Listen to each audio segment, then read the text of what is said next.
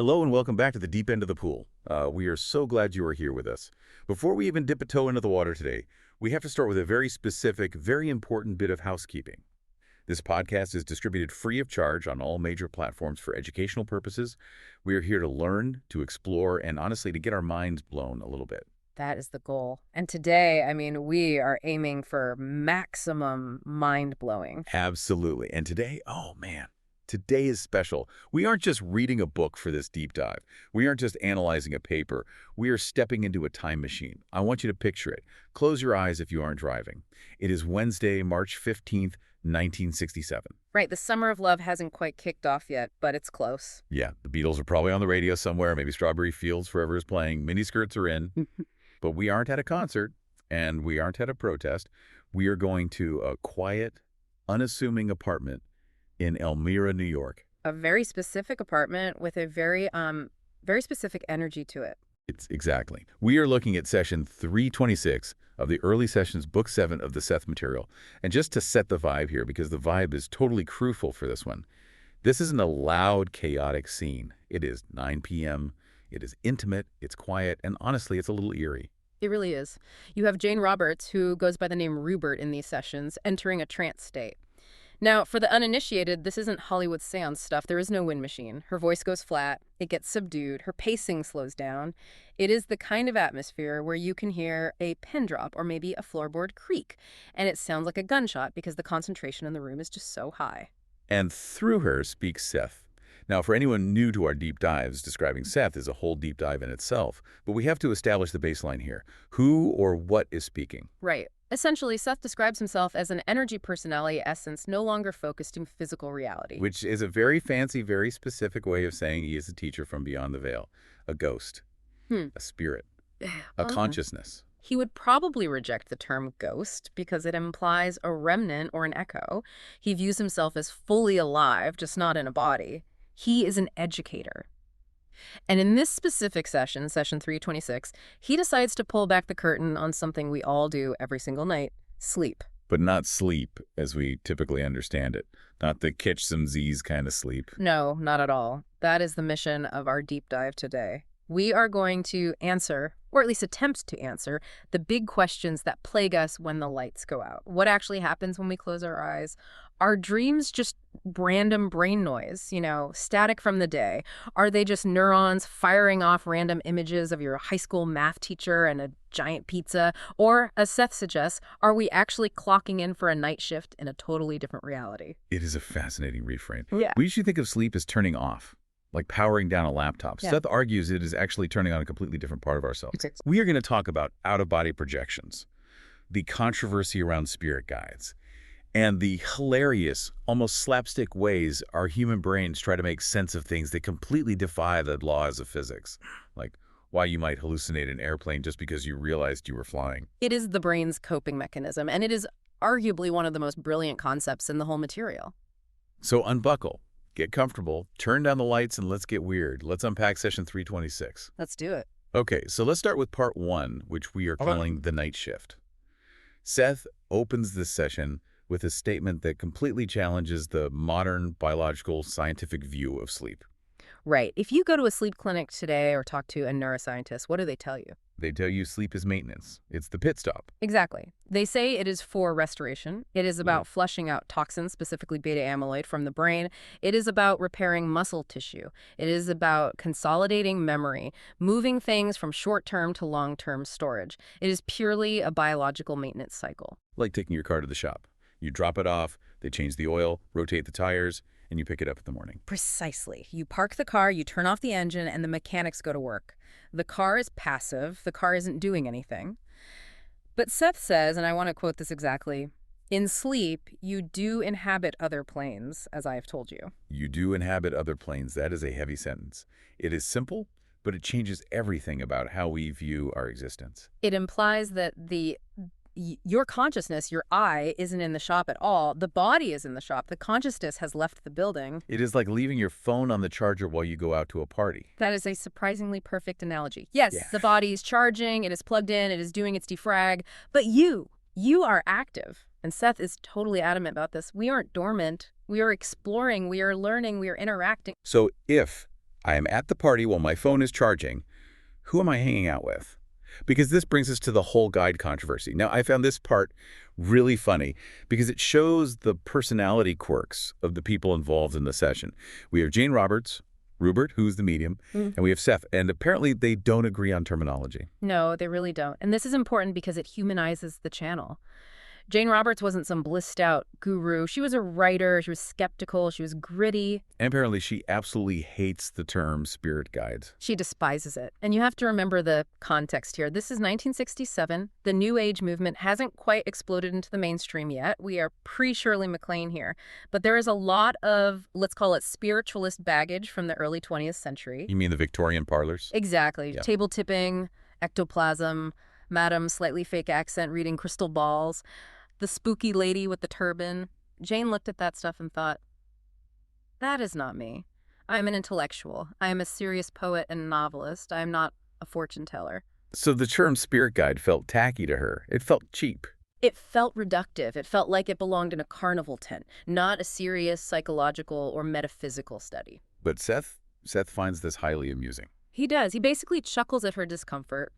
He says, look, the term might be annoying, and Ruburt might disapprove of it because of his intellectual pride, but the mechanic behind it is legitimate. He says, the idea is quite legitimate and sound, however. He is saying, call it what you want. Call it a guide, a teacher, a chaperone, a supervisor. The label doesn't change the underlying reality. And then he drops a total bombshell. He says, I have on many occasions been with you both during such instances. This is a massive claim. Let's just pause on that for a second. So while Jane and her husband Rob, who Seth calls Joseph, are sleeping, thinking they're just dreaming about forgetting their high school locker combination or running through molasses, Seth is actually hanging out with them. Guiding them, teaching them. He is essentially saying, I am your chaperone on the night shift, whether you remember me or not. That is, well, it's comforting, but also slightly terrifying. I was there while you were sleeping. It gives me a bit of a Santa Claus sees you when you're sleeping vibe, but much, much deeper. It is only terrifying if you view it as an intrusion or surveillance.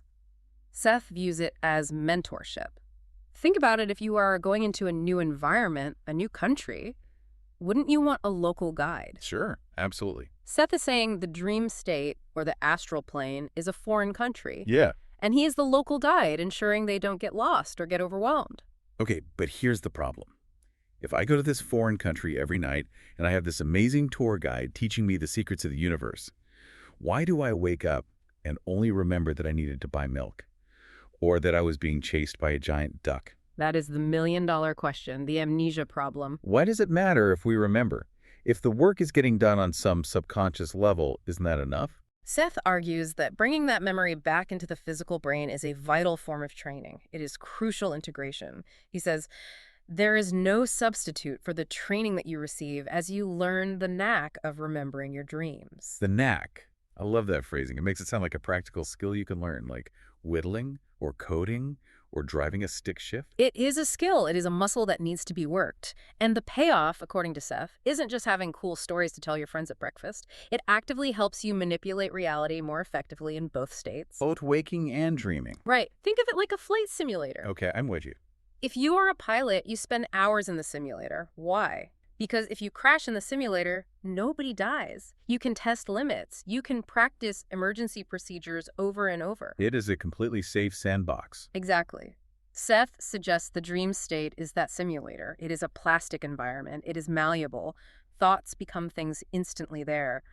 If you can learn to control your fear, your focus, and your intent there, where the physical consequences are completely low, you become a master of your focus here in physical reality. Exactly. Physical reality is denser, it is slower, it is harder to move. But the underlying principles of manipulation, focus, intent, belief are exactly the same. That makes a ton of sense. So we aren't just forgetting our dreams because we are lazy. Yeah. We are missing out on the training data. We are running the flight sim, but forgetting to save the file. Precisely. And for Rob Joseph, this was a specific, tangible problem they were dealing with.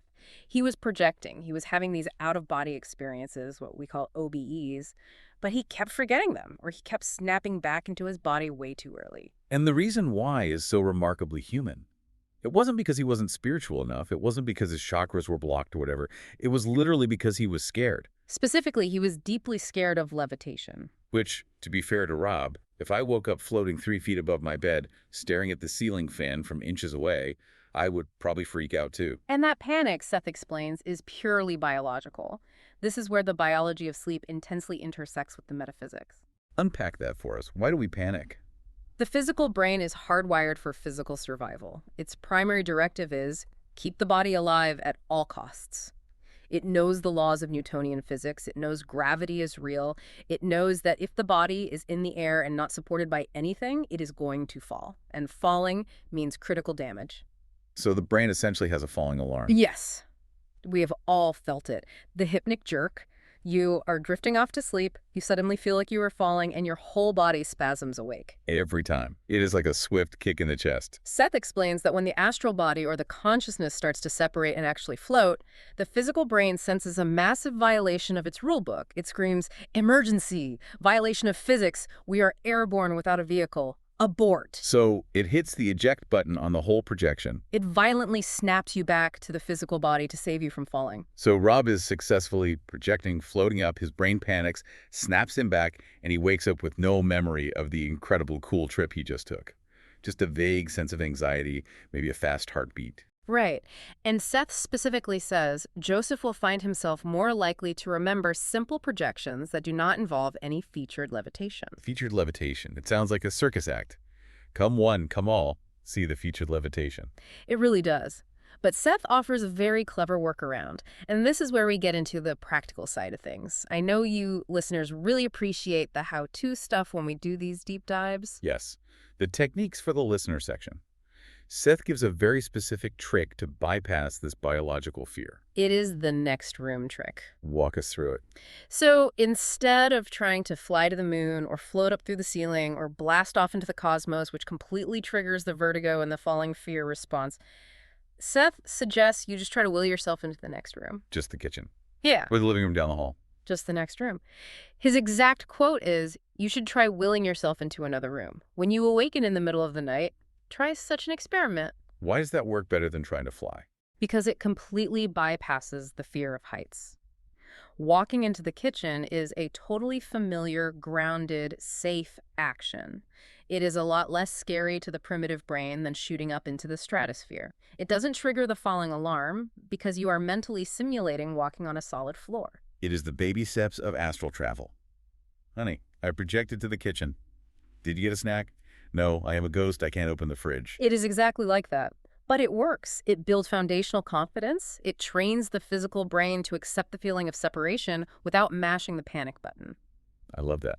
And there's another practical tip he gives, which is fascinating, regarding the timing of all this. He says naps are actually better than deep night sleep for remembering these experiences. Which goes completely against common intuition. Right. I would have completely thought that deep sleep at 3 a.m. is where the real magic happens. Yeah. That is the witching hour. For travel, yes. Seth says the most extensive traveling is done in nightly excursions. That is when you go the furthest. But for memory, not at all. Because we were buried too deep. Exactly. When you are in deep delta wave sleep, the gap between the waking ego and the sleeping self is just too wide. The bridge is washed out. But in a nap, Seth says, it is easiest to remember those dream projections that occur during naps in the day, simply because the waking consciousness is more alert. that makes total sense. When you are napping, you are kind of skimming the surface of sleep. You are straddling the line. You are in the hypnagogic state. You are half here, half there. So it is way easier to drag that heavy suitcase of memories back across the border because the border control is way more relaxed. Perfect analogy. The guards are on their lunch break during an afternoon nap. Okay, so we've got the night shift, we have got the fear of floating, but now we get to what I think is the comedic highlight of this whole session. Yeah. But it's also deeply, deeply profound. Part 3, the airplane and the window. This is pure gold. It is funny, but it is also one of the clearest, best explanations of how the human mind constructs its own reality. It is hilarious because it exposes how much our brains act like stubborn little movie directors who refuse to accept the script if it is too weird for them. It is the ultimate coping mechanism of the mind. So Seth is talking to Rob Joseph about his projections, and he brings up an incident where Rob was flying, actually flying in the dream state. A genuine projection. He is moving rapidly through space without a physical body. Right. But Rob's mind, his ego, his waking logical brain, just couldn't handle the raw data it was receiving. The data says, I am a human floating in the sky without a machine. The brain says, that is completely impossible. That is irrational. It creates a massive wall of cognitive dissonance. So what does his brilliant brain do to solve this? It hallucinated an airplane around him. Seth puts it so incredibly clearly. The flying was a fact, you see. The plane was a thought form. I absolutely love that distinction. The actual movement through space was completely real. The vehicle was just a hallucination. But think deeply about what that means. We do this all the time. We cloak stark reality in familiar symbols that make us feel safe. Rob needed the airplane to give his own mind permission to fly. It is a permission slip. I can't fly, I am a human. Oh wait, I am sitting in a Cessna. Okay, cool, flying's allowed now. Physics is satisfied. We're good to go. Exactly. Even though the Cessna wasn't there at all, he built it out of thin air, literally just to comfort his terrified logical mind. It is Dumbo's feather. It is exactly Dumbo's feather. Dumbo could always fly. But he truly believed he needed the feather. The feather was the psychological bridge that allowed the action. And then there is Jane's version of this phenomenon, which is the window. Yes. Ruburt Jane needed to pass through a solid wall during one of her projections. Which, according to Seth, is perfectly doable in that non-physical state. Right. In the astral state, density is completely different. Matter is permeable. You can walk through a brick wall like it is mist. But Jane is bringing her heavy physical assumptions with her. Walls are solid. If I run headfirst into a wall, I will break my nose. So she is totally stuck. She approaches the wall, and her own limiting belief stops her dead in her tracks. So her mind, in a split second of creative brilliance, creates a window thought form right on the blank wall.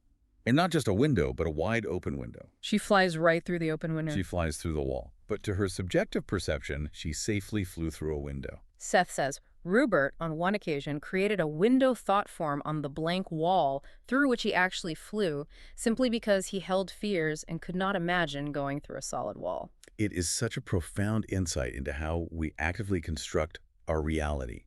We are constantly editing the raw data of the universe into a format we can easily understand and digest. We are rendering the graphics of our life in real time to match our expectations. It really makes you wonder, in our everyday waking life, how many windows and airplanes are we unconsciously creating? That is the deeper philosophical question here.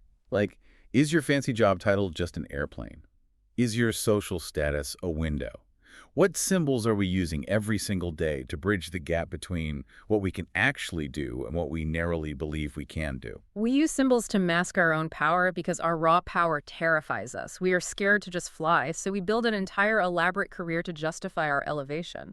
We are scared to walk through walls, so we build complex excuses or windows to make the transition feel acceptable and safe. That is, wow, that is heavy. It is the psychology of limitation in a nutshell. Okay. Let's shift gears, because while the airplane story is really funny, just imagining Rob sitting in an invisible plane making vroom vroom noises with his mind, the next part of this session is, well, it is chilling. It honestly gave me goosebumps. You were talking about the woman on the phone. Yes. Part 4.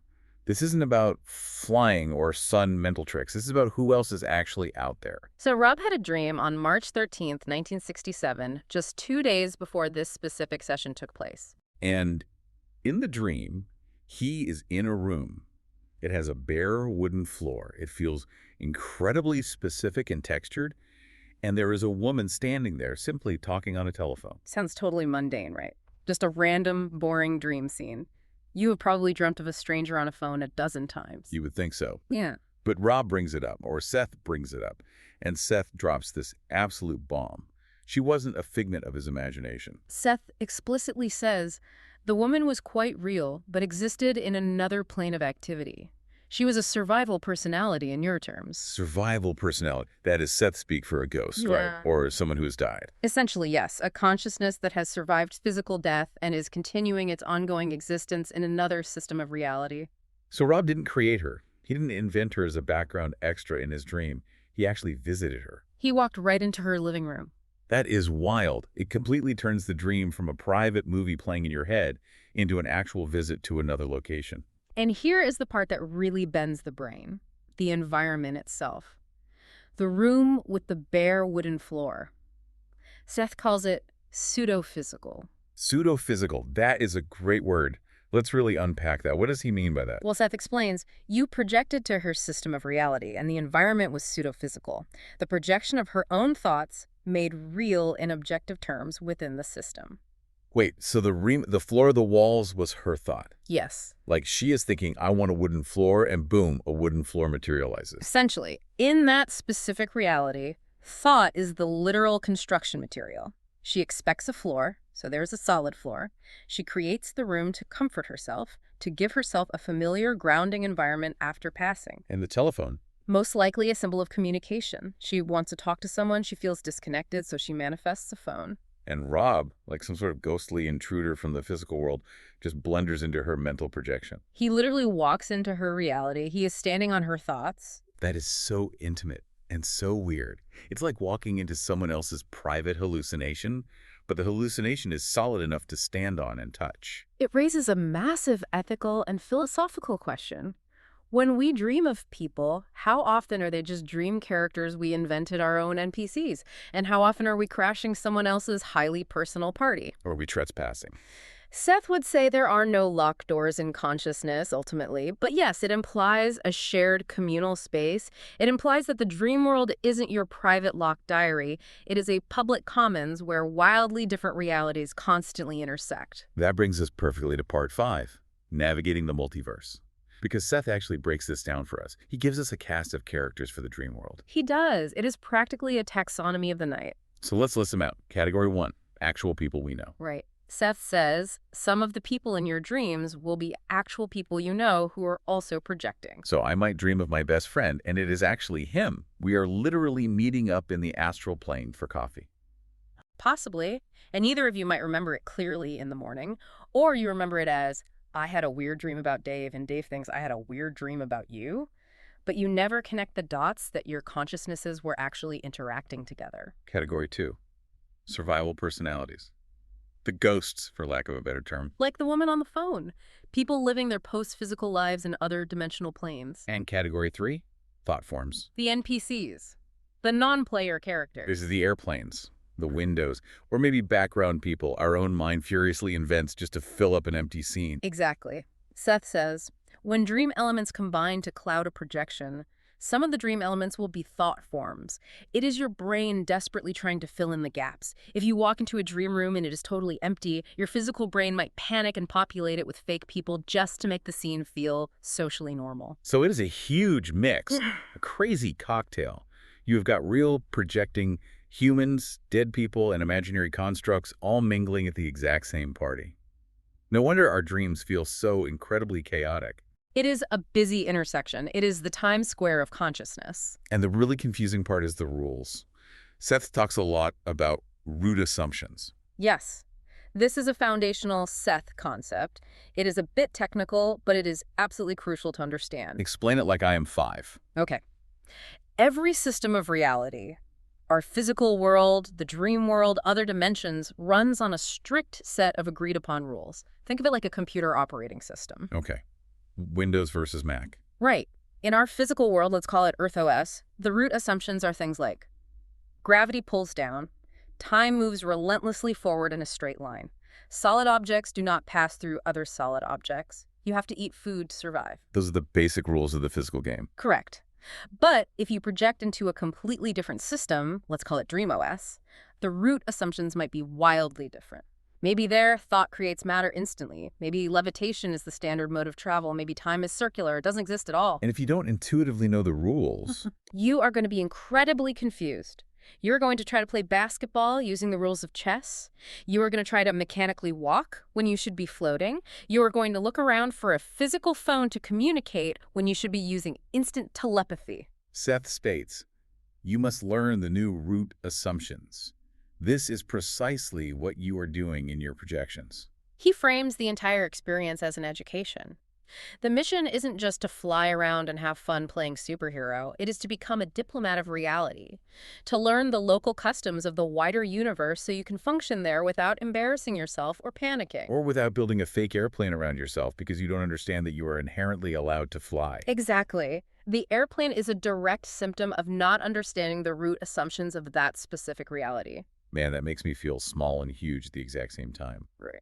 Small because I realize how incredibly little I actually know, but huge because the playground we have access to is so vastly big. That is the Seth effect in a nutshell. He expands your horizon until it practically breaks. The Seth effect. I like that.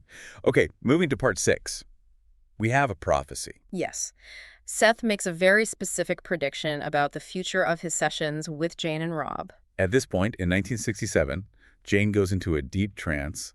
Seth speaks through her, and Jane usually doesn't remember much of anything. She is out of it. She is just the radio receiver. But Seth predicts a massive evolution in her abilities. He says, "There will be a time when Ruburt will project out of his body during sessions and remember what transpires while I speak through his body." That is some serious next-level multitasking. It really is. Just think about the sheer mechanics of that. So her physical body is sitting in a rocking chair, mouth moving, dictating a dense, complex book about the fundamental nature of reality.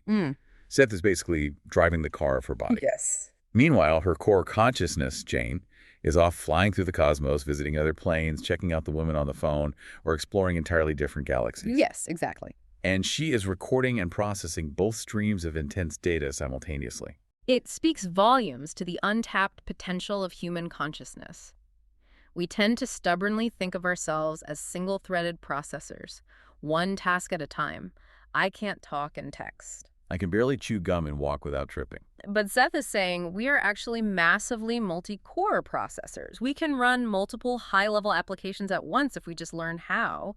We can be here and there. We can be the eloquent speaker and the astral explorer simultaneously. That is a wild, wild goal. What are you doing tonight? Oh, just dictating a book and visiting the astral plane. Standard Tuesday. It fundamentally changes the definition of what it actually means to be a person. Are we just a single point of focus, or are we an expansive field of awareness? And finally, before we wrap up the main content, there was a small but super practical health tip buried in this session. It is tucked away at the start, but I think it is highly valuable. Yes.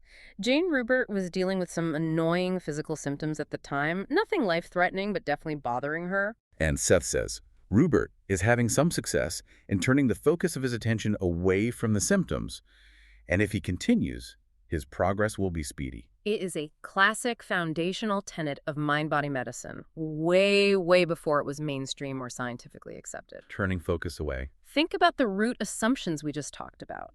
In our physical reality, we generally assume, if I intensely stare at the problem, I can analyze it and fix it. But Seth suggests that with the physical body, continuously staring at the symptom actually feeds it. What you heavily focus on naturally expands. Exactly. If you obsess constantly over the pain, you're pouring vital energy right into the pain. You are validating its existence over and over. So the better strategy is acknowledge it briefly, but then pivot. Pivot the mental spotlight. Move the beam of your attention to something else entirely, to health, to your work, to a fun creative project. Deprive the physical symptom of the fuel of your concentrated focus. It sounds so incredibly simple, but it is so remarkably hard when you are actively in pain. It is. It requires massive mental discipline. But Seth implies it is basically a mechanical lever. You move the spotlight, you change the physical picture. Practical magic from 1967. Absolutely love it. Indeed. So let's bring this deep dive in for a smooth landing. We have covered a lot of ground today. We have been to 1967. We have been to the expansive astral plane. We have been inside a fake mental airplane. We have definitely covered some serious miles. Let's do a quick recap for you listening. The big aha moments to take home and chew on. Number 1. We are absolutely not dormant at night. We are active travelers. We clock in for the night shift. Sleep is a dynamic, active state of profound exploration. Number 2. We are deeply scared of our own immense power. We invent airplanes and windows because the raw idea of just flying or walking through solid walls breaks our brain's strict safety protocols. We use symbols to bridge the huge gap between our limiting beliefs and our actual abilities. And number 3, the wider universe is heavily populated. We aren't alone in our dreams. We are routinely walking into rooms created by the thoughts of others, some living, some dead, interacting in a vast pseudophysical multiverse. It really changes how you look at your pillow, doesn't it? Yeah. It is not just a cushion for your head. It is literally a portal. It certainly is. So here's the final big question for you, our resident expert. The ultimate so what? We learned that Rob built an airplane to rationalize his flying. We learned Jane built a window to rationalize walking through a wall. Right. If we do that so easily in dreams to bypass our fear, What are we doing right now? That is the truly chilling thought I want to leave everyone with today. If the airplane is just a thought form designed to make the impossible feel safe and normal, what solid structures in your waking life are actually just airplanes? Is your stressful job just a plane you built so you can feel a sense of productive worth? Is your troubled relationship just a window you built so you can feel a modicum of connection? What strict limits have you placed on yourself? I can't walk through walls. I can't start that dream business. I can't truly be happy that forced you to build a clunky, heavy, complicated structure just to cope with your own life. You're saying our physical waking reality might be exactly as constructed as Rob's fake airplane. I am saying the underlying psychological mechanism is exactly the same. We painstakingly build what we need to believe in order to function. But maybe, just maybe, if we recognize it, we can learn to fly without the plane. Maybe we can just fly. That is, wow. That is heavy and beautiful. Yeah. And honestly, a little terrifying. It is the ultimate invitation of the Seth Material. Well, if that doesn't keep you up at night, or rather make you incredibly excited to go to sleep and test this out, Yeah. really don't know what will. Exactly. Start looking for your own airplanes. If you want to go deeper into this, and you really should, because we barely scratched the surface of Session 326 today, you need to go directly to the source. We are just the guides here. Seth is the true teacher. Absolutely. Study the Seth Material books for yourself. There is truly nothing like reading the raw, unedited sessions. The raw energy just comes right through the text. You can visit the New Awareness Network website and bookstore to get them. The link is sethcenter.com/year-early sessions. Again, because I know you might be writing this down, that is sethcenter.com/year-early sessions. Please support the preservation of this incredible material. It is vitally important stuff. It absolutely belongs in the permanent library of human consciousness. Huge thanks to the Seth Material and the publisher, New Awareness Network, for keeping this profound wisdom alive. And thank you, listener, for diving deep with us today. Until next time. We will see you on the other side. Or maybe we will just see you in the next room. Good night, everyone.